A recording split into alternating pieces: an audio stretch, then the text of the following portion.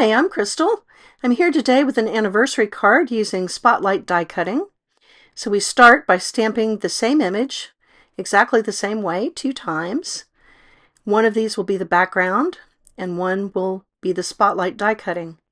So I've used a frame die to cut out a frame, which I've stacked up several, and I've used the same die to cut the background so that they fit together. So I've cut a black frame and I'm going to put this together with the background onto a black card base. I think that's a very striking combination and certainly will not get lost in the ordinary mail.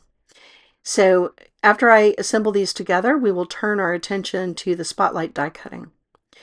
So for the Spotlight die cutting, I have cut the shadow in black, and then you can see where I've got the word that I'm die cutting out of that second stamped image.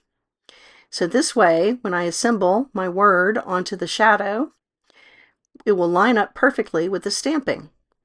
Now I'm going to go ahead and save the centers of the letters so I can get a twofer and make that otherwise leftover piece of stamping into a second card. Any contrasting cardstock I think would work well. I ended up using pink for my twofer.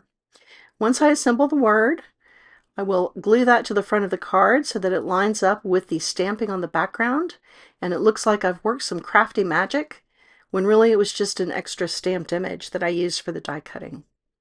So obviously with a black card base I will need to line the inside with white paper in order to write a message, but I think that's a small price to pay for a really striking colorway. So here's the finished card. You can see how I've glued this together so that it lines up perfectly with the original stamping. There's my happy anniversary message. And all in all, I think it turned into a pretty striking combination. I really like the way that stacked frame stands out from the card base, and I will put this extra stamped image to use in a second card somehow.